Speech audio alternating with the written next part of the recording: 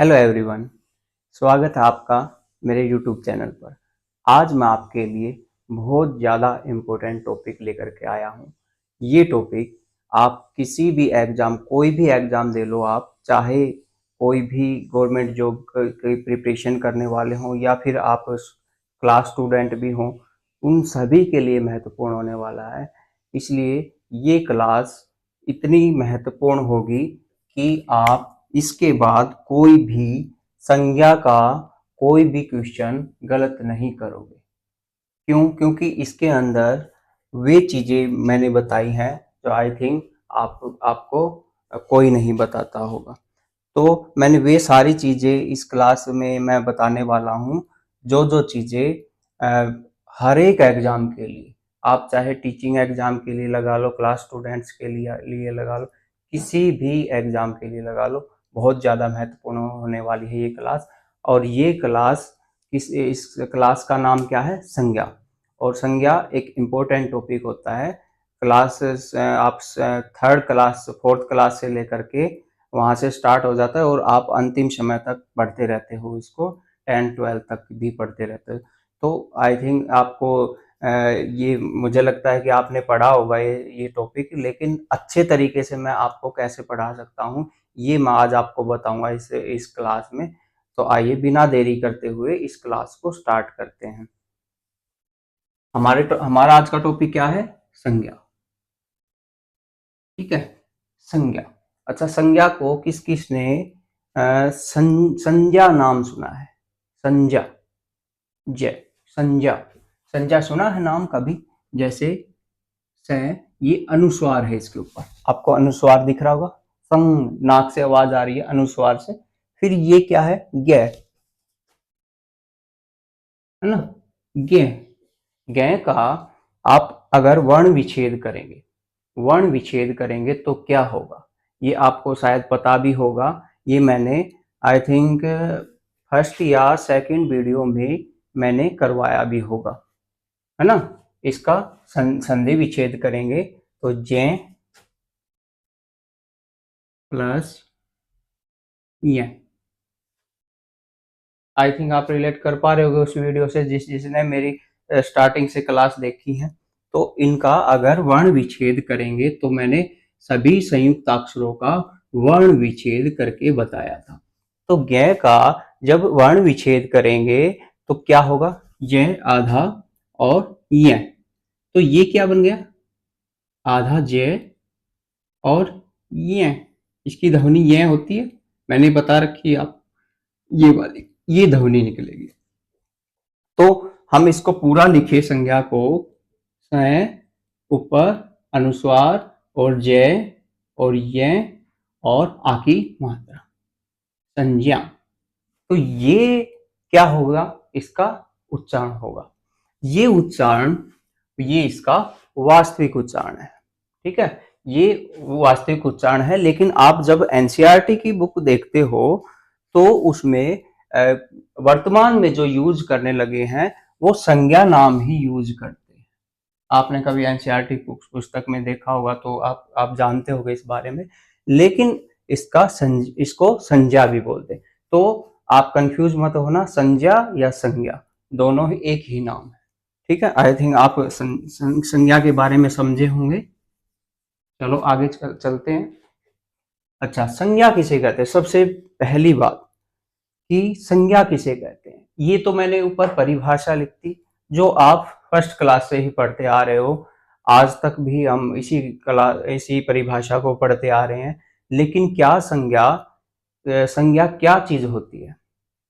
तो संज्ञा क्या चीज होती है आपको पता होगा कि किसी, पहले परिभाषा देख लेते, व्यक्ति किसी व्यक्ति का नाम लिखा मैंने, व्यक्ति। व्यक्ति में क्या क्या चीजें आती हैं? व्यक्ति में हम आते हैं। अच्छा, व्यक्ति, या फिर इसकी जगह हम प्राणी भी लिख सकते हैं, है ना? प्राणी, प्राणी या व्यक्ति,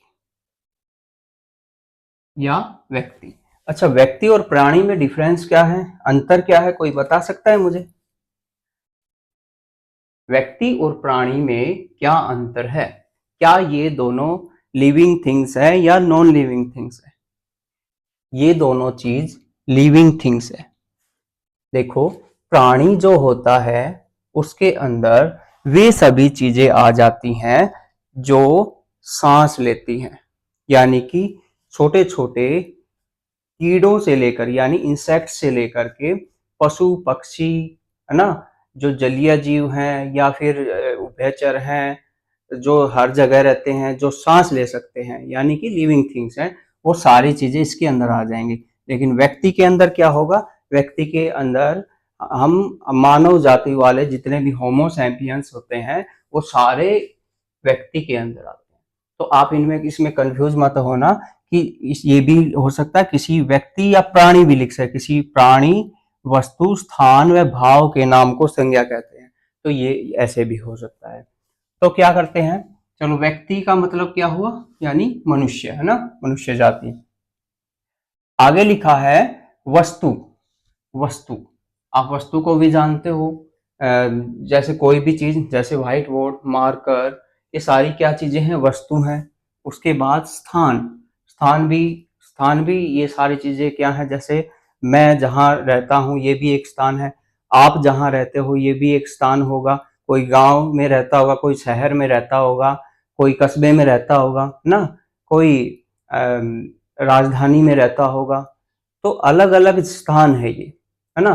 तो स्थान भी हो गया, इसके अंदर स्थान भी इंक्लूड होंगे, साथ में भाव भी, यानी कि हमारे जो भाव होते हैं जैसे करुणा, दया, खुशी, हर्ष, उल्लास, ये जितने भी हमारे भाव होते हैं वो किस में आएंगे? वो भी संज्ञा में इंक्लूड होंगे।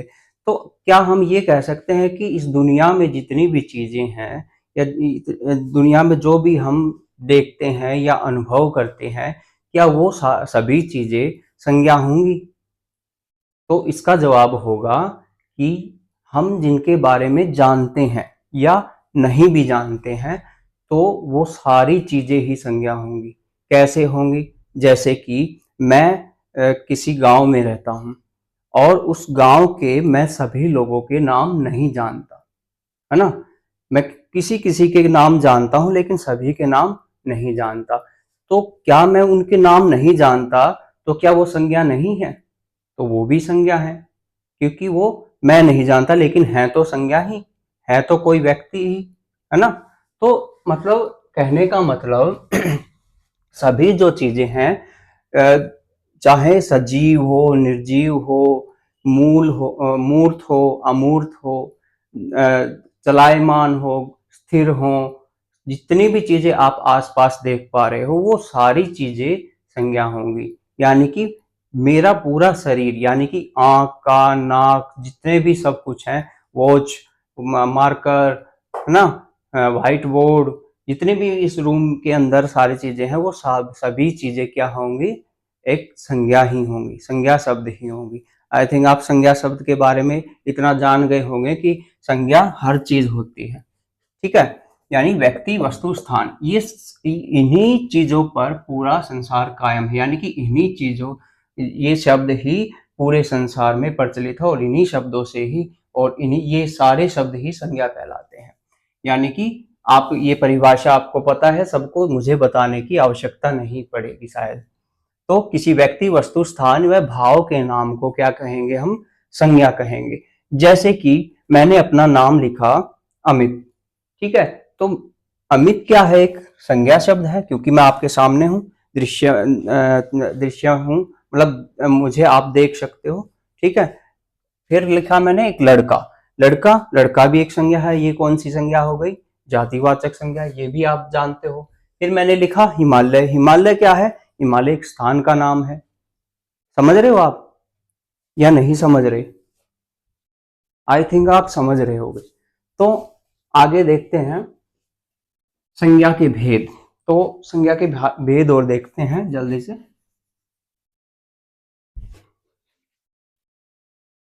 संज्ञा के भेद, मूल रूप से संज्ञा के कितने भेद होते हैं? देखो, संज्ञा के वैसे तो आप 3 भेद बताओगे। कैसे? सर, व्यक्तिवाचक होता है, जातिवाचक होता है और एक होता है भाववाचक, और 2 और होते हैं। 2 कौन से होते हैं? द्रव्यवाचक और समूहवाचक। तो हम ये दोनों ये 5 भी होते हैं, ये तीन भी होते हैं, तो ये सर कैसे होते हैं? तो मैं आज इनको खुल के बताने वाला हूँ। मूल रूप से आपसे कोई पूछे, जो भी भाषा वैज्ञानिक थे उन्होंने संज्ञा के दो ही भेद किए थे। सबसे स्टार्टिंग में संज्ञा के दो भेद किए थे। वो दो भेद कौन से किए थे? एक तो क्या था, यथार्थवाचक संज्ञा। यथार्थवाचक शायद आप पहली बार सुन रहे होगे, ठीक है। तो यथार्थवाचक संज्ञा पहला, दूसरा कौन सा? भाववाचक संज्ञा। पहला यथार्थवाचक संज्ञा और दूसरा भाववाचक संज्ञा। तो यथार्थ क्या होता है? यथार्थ होता है वास्तविक, रियल, जिसे हम देख सकते हैं, है ना, जिसे हम छू सकते हैं। तो यथार्थ का मतलब सत्य, यानी जो चीज सत्य है, जो हमारे सामने है, वो ही यथार्थ होता है। और यथार्थ को हम क्या बोल सकते हैं? वास्तविक, यानी रियल। मूर्त, मूर्त का मतलब क्या होता है? जो चीजें हमारे सामने दिखती हो या हमारे सामने हम जिसको छू सकते हो, है ना, जिसे हम अपनी आंखों से देख सकते हो, यानी दृश्य। दृश्य भी एक चीज होती है, यानी हम उसे अपनी आंखों से देख सकते हैं। तो वो सारी चीजें क्या होंगी? यथार्थ के अंदर आएंगी। आप ये भी रिलेट कर सकते हो कि हम इसे आप कंप्यूटर शायद कुछ पढ़े होंगे थोड़ा बहुत, तो यथार्थवाचक संज्ञा में हम इसको इन सभी नामों को एक हार्डवेयर बोल सकते हैं। हार्डवेयर, हार्डवेयर के बारे में आई थिंक सबने पढ़ा होगा, कंप्यूटर जिसने पढ़ा है। हार्डवेयर क्या चीजें होती है आपको भी पता है। हार्डवेयर वे चीजें होती है जिसे हम छू सकते हैं, अपनी आंखों से देख सकते हैं, जैसे कि मॉनिटर, है ना, सीपीयू, माउस, कीबोर्ड हुआ हमारा, प्रिंटर हुआ हमारा। ये सारी चीजें क्या है? हम इनको देख सकते हैं, है ना, इनको छू भी सकते हैं। तो एक किस्म से यथार्थवाचक संज्ञा आप इससे रिलेट कर सकते हो। वे सारी चीजें किस में आएंगी? इसके अंदर आएंगी। दूसरी चीजें क्या होती है? भाववाचक संज्ञा।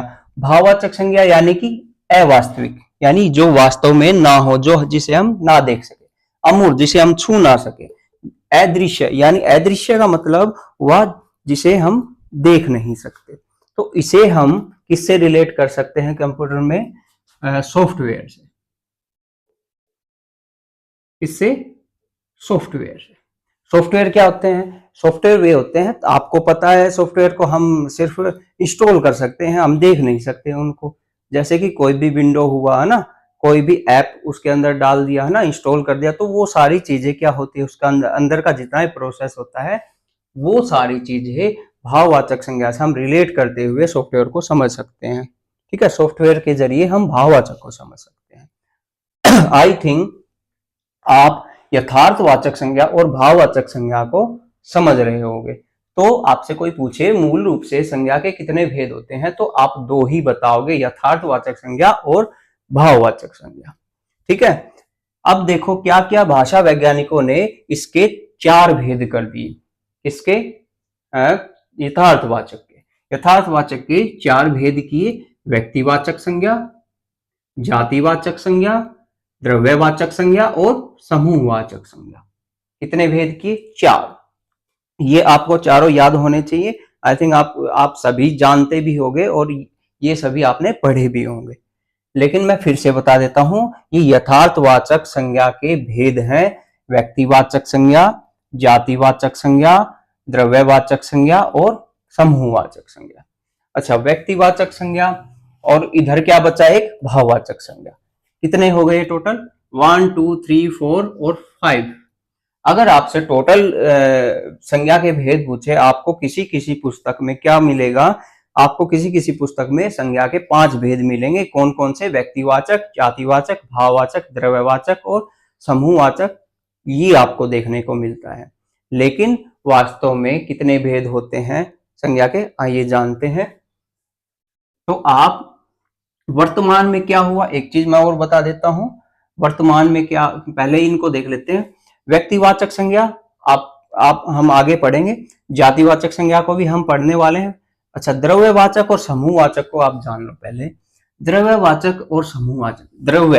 द्रव्य का मतलब आप जैसे नाम से रिलेट कर पा रहे होगे कि द्रव्य का मतलब होता है कोई लिक्विड चीज, है ना। द्रव्यवाचक संज्ञा, द्रव्य का मतलब होता है यानी जिस संज्ञा के अंदर द्रव्य या पदार्थों के नाम आए।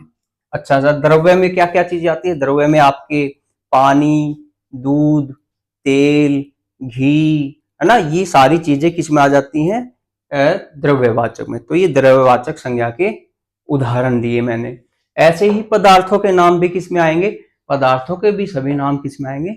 द्रव्यवाचक में आएंगे। तो सर ये पदार्थ क्या होते हैं? तो पदार्थ में जितने भी आपके मेटल हैं, जितनी भी आपकी धातुएं हैं, यानी कि सोना, चांदी, तांबा, लोहा, पीतल, कांसा, है ना, ये सारी चीजें किस में आएंगी? द्रव्यवाचक संज्ञा के अंदर आएंगी। आई थिंक आप समझ रहे होगे द्रव्यवाचक संज्ञा किसे कहते हैं ना। तो द्रव्यवाचक संज्ञा को आप समझ गए होंगे। अच्छा, समूहवाचक संज्ञा में क्या क्या आता है? समूह। देखो जैसे नाम से ही हम स्पष्ट कर सकते हैं इसको। समूहवाचक, समूह का मतलब होता है दल, है ना। दल, समूह या संगठन के बारे में बताने वाले शब्दों को क्या कहेंगे हम? समूहवाचक संज्ञा। अब दल के अंदर बहुत सारी चीजें आती हैं, है ना। समूह जिसका जो सेना होती है ना, कक्षा होती है हमारी, संगठन भी होता है ना। तो ये सारी चीजें जो होती हैं, दल, समूह, संगठन ना, जैसे भीड़, है ना, तो ये सारी चीजें किसके अंदर आएंगी? समूह के अंदर आएंगी। तो ये दोनों चीजें आपकी किस में आएंगी? ये दो। अच्छा, वर्तमान में क्या किया गया, ये बात बहुत इंपॉर्टेंट है। द्रव्यवाचक और समूहवाचक संज्ञा को, दोनों को किस में ले लिया गया? जातिवाचक संज्ञा में। वर्तमान में द्रव्यवाचक और समूहवाचक संज्ञा को जातिवाचक में गिना जाने लग गया है। यानी कि जो जो मैंने इनके उदाहरण बताए हैं, वो अगर ऑप्शन में ये दोनों ना हो तो जातिवाचक पर आपको टिक करना है, यानी सर्कल करना है। तो आई थिंक यहां तक आपको समझ में आया होगा। अब मैं चलता हूं सीधा व्यक्तिवाचक पर। और व्यक्तिवाचक संज्ञा जो होती है वो क्या होती है? आइए देखते हैं। किसी व्यक्ति, किसी व्यक्ति, जैसे कि नाम से स्पष्ट हो रहा है, व्यक्तिवाचक संज्ञा। किसी व्यक्ति, मैं कलर चेंज करता हूं इससे जैसे आपको, किसी व्यक्ति, वस्तु, स्थान, यहां देखो भाव नहीं आया, किसी व्यक्ति, वस्तु व स्थान के निश्चित, यहां गौर देना है आपको, निश्चित या विशेष नाम को व्यक्तिवाचक संज्ञा कहते हैं। जैसे आपके सामने मैं हूं खुद, तो मैंने अपना नाम लिखा, तो मैं क्या हो गया? विशेष।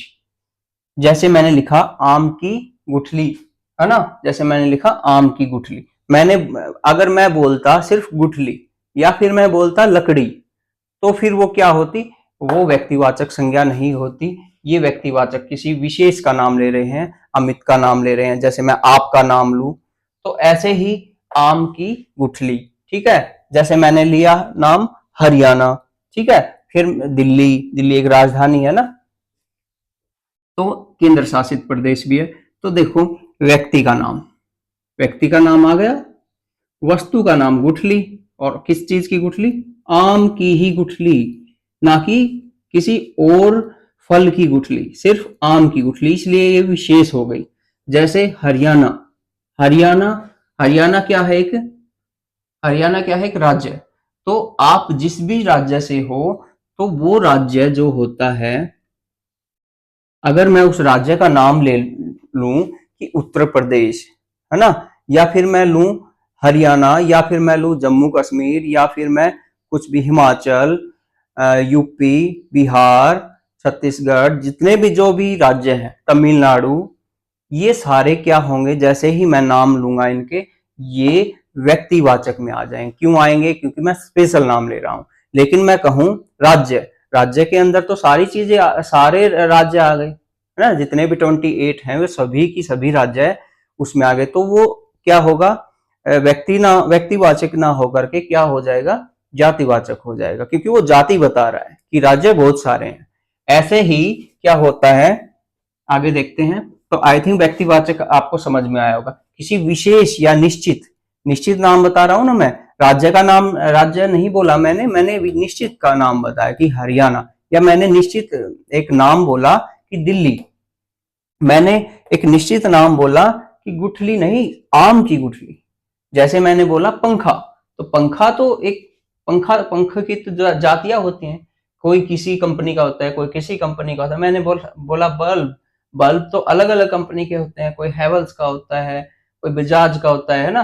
तो जब मैं स्पेशल किसी कंपनी का नाम लेके बल्ब बोलूं तो वो क्या होगा, एक व्यक्तिवाचक संज्ञा होगा। जैसे मैंने किसी का नाम बोल दिया आप में से, तो वो क्या होगा, तो वो एक स्पेशल नाम होगा, एक विशेष नाम होगा, एक निश्चित नाम होगा, तो इसलिए वो क्या होगा, व्यक्तिवाचक संज्ञा होगा। आई थिंक व्यक्तिवाचक संज्ञा आपको समझ में आई होगी। इसके बाद कौन सी आती है, जातिवाचक संज्ञा। जैसे ही जातिवाचक संज्ञा पर चलते हैं, किसी व्यक्ति वस्तु व स्थान की जाति, देखो सेम है, किसी व्यक्ति वस्तु स्थान की जाति, कि उसकी जाति क्या है, वो जाति कास्ट वाली जाति नहीं है यहाँ, वो जाति, जाति या समूह या वर्ग, क्या, जाति समूह या वर्ग के नाम को जातिवाचक संज्ञा कहते हैं। ठीक है, आपको समझ में आ रहा होगा। किसी व्यक्ति वस्तु व स्थान की जाति समूह या वर्ग के नाम को जातिवाचक संज्ञा कहते हैं। इनके जितने भी जाति या समूह या वर्ग बनेंगे उन्हें ही हम जातिवाचक संज्ञा कहेंगे। जैसे कि यहाँ आप अच्छे से समझ सकते हो कि कैसे जाति होगी। जैसे यहाँ नाम था अमित, तो अमित क्या है, अमित की जाति क्या है, लड़का है। जैसे ही यहां मैं किसी और का नाम ले दूं, जैसे मैंने एक नाम ले दिया कि सीता, तो सीता क्या है, एक लड़की है, तो सीता की जाति क्या है, एक लड़की है। ठीक है, तो यहां जाति का नाम आ रहा है, ना कि किसी विशेष का नाम, निश्चित नाम नहीं आ रहा। तो नेक्स्ट क्या है, आम की गुठली। जैसे आम, आम जो है वो क्या होगा, व्यक्ति। लेकिन जब पेड़ मैंने लिख दिया, तो पेड़ क्या है, पेड़ों की जातियां होती हैं, अलग अलग प्रकार के पेड़ होते हैं, अलग अलग फलों के पेड़ होते हैं ना। तो ये पेड़ क्या होगा, ये पेड़ों की जाति होगी।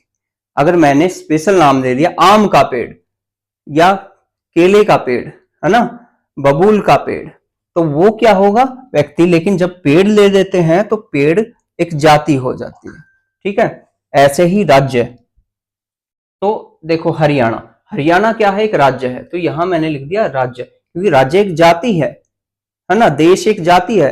अगर मैं बोलूं भारत, तो भारत तो स्पेशल है, यानी विशेष है, एक निश्चित है, पूरे संसार में एक ही भारत है, इसलिए क्या होगा, व्यक्तिवाचक। जैसे ही मैंने बोला देश, तो देश तो बहुत सारे हैं, है ना, तो देश क्या हो गया, जातिवाचक संज्ञा। ऐसे ही आगे चलते हैं, दिल्ली हो गया। इसके बाद पुस्तक, देखो आपके दिमाग में आई कुछ, जैसे ही मैंने पुस्तक बोला, तो पुस्तक क्या है, एक जाति है। लेकिन पुस्तकों की जाति कैसे होती है, क्योंकि पुस्तक तो बहुत सारी होती है, रामायण की होती है, महाभारत की होती है, कुरान होती है। आप जो बुक पढ़ रहे हो प्रिपरेशन के लिए, किसी भी चीज के लिए, तो वो भी तो एक पुस्तक है। तो आप पुस्तक अंदाजा कैसे लगाओगे, ये जातिवाचक है, क्योंकि जाति इसलिए है क्योंकि हम किसी पुस्तक का स्पेशल नाम नहीं ले रहे, विशेष नाम नहीं ले रहे। या मैं कहूं एसएससी की बुक, तो वो स्पेशल नाम हो गया, तो वो व्यक्तिवाचक हो गया।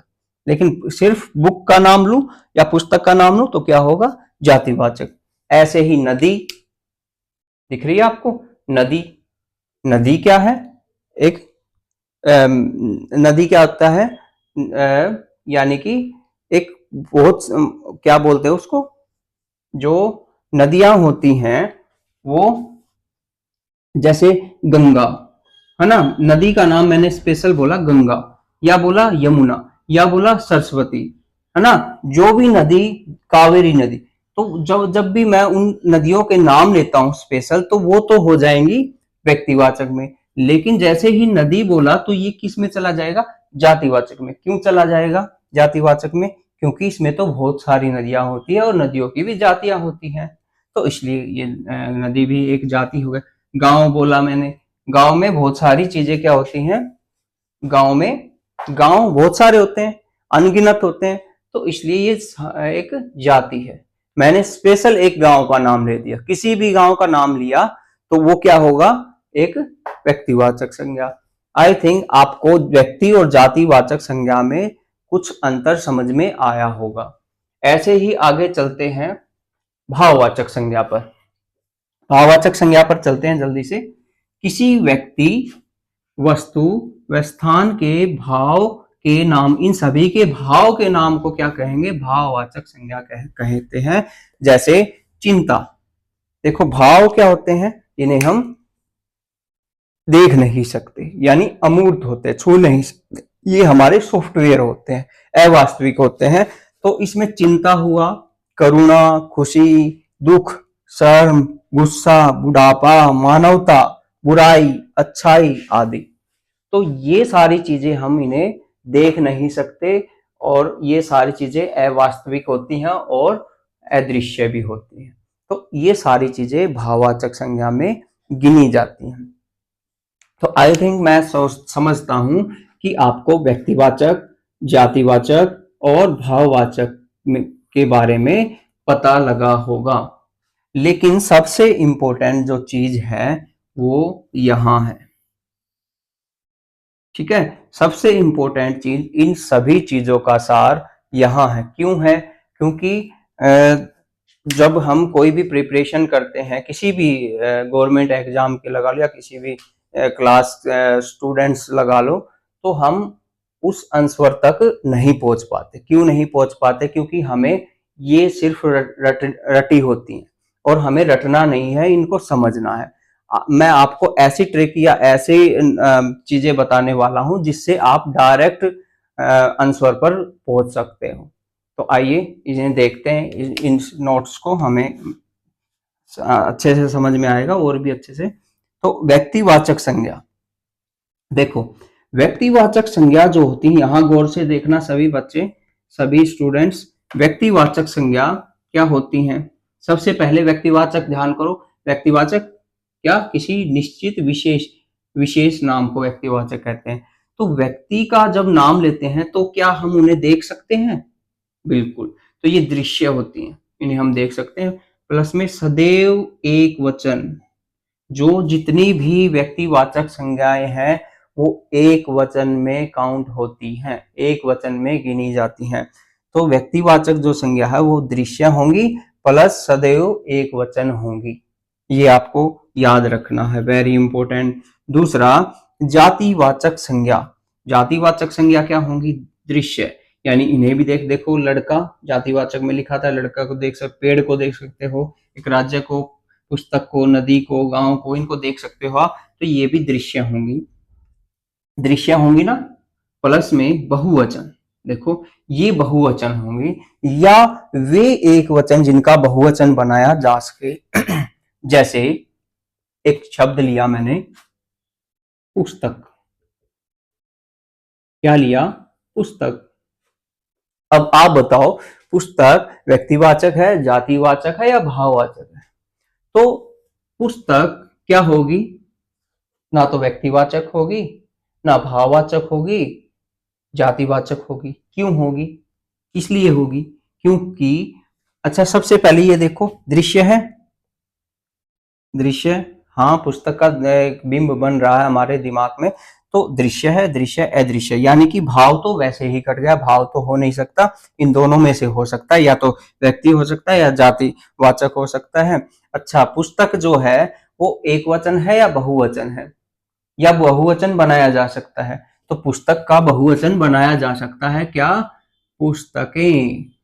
बना सकते हो या नहीं? बना सकते हो या नहीं? मुझे खुद बताओ। तो पुस्तकें बना सकते हो, तो किस में आ जाएंगी वो? जातिवाचक में। यानी पुस्तक जो है एक जातिवाचक संज्ञा है, ये नहीं, ये याद रखना, पुस्तकें क्या होगा? एक जातिवाचक संज्ञा है, क्योंकि एक तो देख सकते हैं और इसका बहुवचन भी बना सकते हैं, इसलिए। आगे देखते हैं। आई थिंक आपको जातिवाचक भी समझ में आया होगा, वेरी इंपॉर्टेंट। थर्ड है भाववाचक संज्ञा। भाववाचक संज्ञा क्या होती हैं? भाववाचक अदृश्य होती है। जैसे मैंने बताया था रिलेट करते हुए कि हम सॉफ्टवेयर के बारे में जानेंगे कि सॉफ्टवेयर कंप्यूटर में जैसे काम करता है वैसे ही हम जैसे उनको नहीं देख सकते वैसे ही अदृश्य होते हैं ये, है ना। तो भाववाचक संज्ञा क्या होती? अदृश्य प्लस सदैव एक वचन। आपको हमेशा याद रखना है कि संज्ञा में व्यक्तिवाचक और भाववाचक सदैव एक वचन रहती हैं। ये आपको याद रखना है, सदैव एक वचन रहती हैं। कौन कौन सी? व्यक्तिवाचक और भाववाचक। जातिवाचक में ही हम क्या करते हैं? बहुवचन या बहुवचन रूप बना के देख सकते हैं, या इस ट्रिक से हम डायरेक्ट आंसर पर पहुंच सकते हैं। कोई भी वर्ड एग्जाम में आ जाए कि ये कौन सी संज्ञा है, ये वर्ड कौन सी संज्ञा है, तो आप डायरेक्ट वहां पहुंच सकते हो। फोर्थ है, ये और भी ज्यादा इंपॉर्टेंट है आपके लिए। यदि किसी भाववाचक संज्ञा शब्द को, यदि किसी भाववाचक संज्ञा शब्द को, किसको? भाववाचक। ये चिंता, करुणा, खुशी, दुख, शर्म, गुस्सा, बुढ़ापा, मान, ये क्या है? भाववाचक संज्ञा शब्द है। भाववाचक संज्ञा शब्द को बहुवचन बना दिया जाए तो क्या बना दिया जाए? इन शब्दों को बहुवचन बना दिया जाए तो वह जातिवाचक संज्ञा बन जाती है। देखो यहाँ बहुत इंपॉर्टेंट पॉइंट है ये, कि जैसे यहाँ लिखा था मैंने खुशी, लिखा था ना, तो हम खुशी को क्या बना सकते हैं? बहुवचन बना सकते हैं ना। जैसे ही हमने आपके एग्जाम में आ गया खुशी, तो खुशी तो आप डायरेक्ट कर दोगे कि भाववाचक है, लेकिन आ गया आपके एग्जाम में खुशियां, तो आप फिर भी भाववाचक करोगे। लेकिन नहीं, जब हम क्या करते हैं, किसी भी भाववाचक संज्ञा का बहुवचन बनाते हैं, जैसे खुशियां हमने बहुवचन बना दिया, तो अब ये किसमें काउंट होंगी, किसमें गिनी जाएंगी? जातिवाचक संज्ञा में गिनी जाएंगी। ये बहुत इंपॉर्टेंट पॉइंट है यहाँ। जैसे बुराई एक भाववाचक संज्ञा है, लेकिन बुराइयां, तो बुराइयां क्या है? बुराइयां क्या हो गई? जातिवाचक संज्ञा। जैसे अच्छाई, अच्छाई क्या है? भाववाचक संज्ञा। लेकिन जैसे इसका बहुवचन बना देंगे अच्छाइयां, तो ये किस में चली जाएंगी? जातिवाचक संज्ञा में। आदत, आदत क्या है? एक भाव है, लेकिन जब इसका बहुवचन बना देंगे आदतें, तो क्या आ जाएगा? ये जाति में बदल जाएगी, यानी जातिवाचक संज्ञा हो जाए। कुर्बानी, है ना, मैंने अपने देश के लिए कुर्बानी दी, है ना। तो ऐसे जो भी वर्ड होते हैं, तो अगर कुर्बानियां आ जाए तो ये फिर किस में चला जाएगा? जातिवाचक में। तो ये चीज बहुत ज्यादा इंपॉर्टेंट है आपके लिए। जब भी हम किसी भाव को बहुवचन बना देते हैं, तो वो क्या बन जाती है? जातिवाचक संज्ञा बन जाती है। आई थिंक आपको ये पॉइंट अच्छे से समझ में आया होगा। अगला है, अच्छा एक चीज मैं और बता देता हूं। जब भी हम किसी, ये मैं आपको वचन में समझाऊंगा, जब मैं वचन की क्लास लेके आऊंगा। जब भी हम किसी चीज को बहुवचन बनाते हैं, तो छोटी ई की मात्रा लग जाती है। जैसे खुशियां, छोटी ई की मात्रा, बुराइयां, ई छोटी हो गई। अच्छाई में बड़ी थी, लेकिन जब हम बहुवचन बनाया तो अच्छाइयां हो गई ना। जैसे दवाई लिखा, है ना, दवाई। अब इसका बहुवचन बनाएंगे, ये तो एक दवाई हुई, जैसे बहुवचन बनाएंगे तो क्या होगा? दवाइयां। आपने बहुत सारी स्टोर पर दवाइयां लिखी हो, देखी होगी, वहां ऐसे लिखा होता है दवाइयां कहीं कहीं, लेकिन वो व्याकरणिक दृष्टि से गलत है, ये दवाइयां होगा। तो आई थिंक जहां भी हम बहुवचन शब्द को बनाते हैं, तो छोटे ई की मात्रा होती है। जैसे अच्छाइयां, आदतें, है ना, यहाँ कुर्बानियां, ना, छोटे ई की मात्रा होगी। तो इस तरीके से आप ये जान सकते हो। यहाँ लास्ट पॉइंट हमारा क्या बचता है, ये भी बहुत इंपॉर्टेंट है, आइए इसको भी जानते हैं। यदि किसी व्यक्तिवाचक संज्ञा शब्द को, किसको? व्यक्तिवाचक पर जाएंगे सॉरी, किसी व्यक्तिवाचक संज्ञा शब्द को एक से अधिक नामों के लिए निश्चित कर दिया जाए। क्या? एक से अधिक नाम के लिए। कहा किसके लिए? एक से अधिक नामों के लिए निश्चित कर दिया जाए, तो वह शब्द जातिवाचक में गिना जाता है या माना जाता है। किसको? व्यक्तिवाचक को हम किसके लिए यूज करेंगे? जातिवाचक के लिए। कब कर सकते हैं? ध्यान से देखो, यहां गौर से देखो। जैसे यहां एक शब्द लिखा है गांधी, आपको दिख रहा होगा गांधी, राम, सीता, मीरा, दिख रहे हैं। जैसे ही गांधी शब्द मैंने बोला, तो मैं गांधी बोलूं, या फिर राम बोलूं तो राम तो एक व्यक्तिवाचक संज्ञा होगी। मैंने कहा सीता तो सीता तो एक व्यक्तिवाचक संज्ञा होगी। मैंने बोला मीरा तो मीरा तो एक व्यक्तिवाचक संज्ञा होगी। गांधी भी एक जातिवाचक संज्ञा होगी। लेकिन ये कहना क्या चाहता है कि जब भी हम इन चीजों को, किसी नाम को यानी व्यक्तिवाचक संज्ञा शब्द को एक से अधिक नामों के लिए निश्चित कर देते हैं, एक से अधिक नाम, जैसे देश को आज भी गांधी जैसे लोगों की जरूरत है। क्या क्या जरूरत है? आज भी गांधी जैसे लोगों, यानी कि गांधी जैसे लोगों की जरूरत है। एक से अधिक नामों के लिए जाना जा रहा है अभी ये वर्ड गांधी वाला। ठीक है, ठीक है। तो गांधी क्या थे? सत्यवादी थे, तो उस सेंस में ये पढ़ा जा रहा है। तो गांधी से रिलेट करते हुए क्या कह रहा है कि हमें बहुत सारे लोग हमारे देश में गांधी जैसे लोगों की जरूरत है। तो अब ये जो गांधी है ये किस में काउंट होगा? आप खुद देख सकते हो, ये जातिवाचक में काउंट होगा अभी। जैसे ही राम बोला, राम जैसे कई वीर हुए हैं। कई, देखो कई भी यहाँ क्या है? बहुवचन है ना, बहुवचन है। कई वीर जब एक से अधिक नामों के लिए यूज कर लिया जाए, राम तो यहाँ एक ही था और व्यक्ति था, व्यक्तिवाचक था, लेकिन कई वीर किससे रिलेट कर रहे हैं हम? किससे?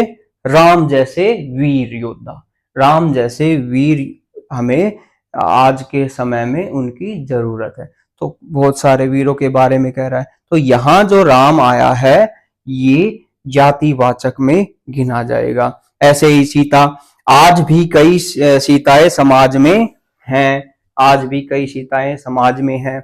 अब ये बहुत सारे नामों के लिए जाना जा रहा है ये वर्ड सीताएं, है ना। तो सीता तो क्या थी?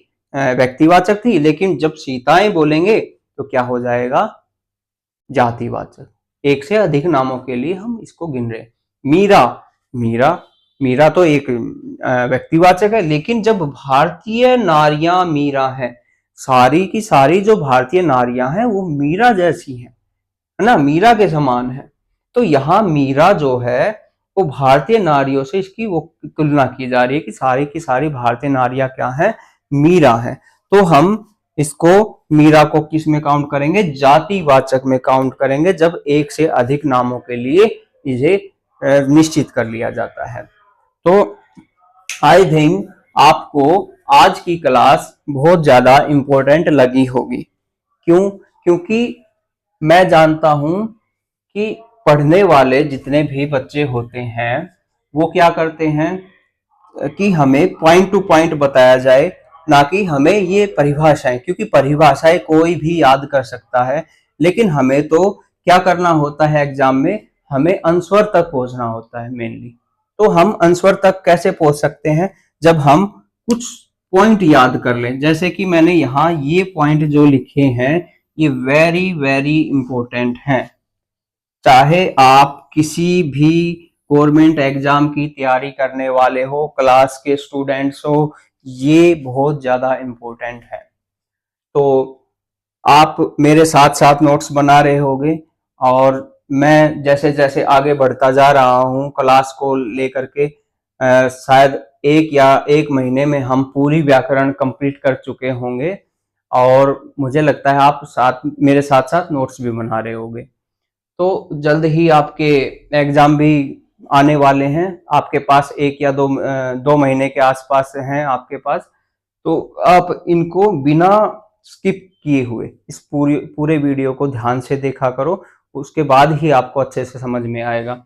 अच्छा, आज का जो एक होमवर्क मैं आपको दे रहा हूं नौकरी, हम नौकरी के चक्कर में रहते हैं तो नौकरी जो शब्द है वो कौन सा शब्द है? व्यक्तिवाचक है, जातिवाचक है और भाववाचक है।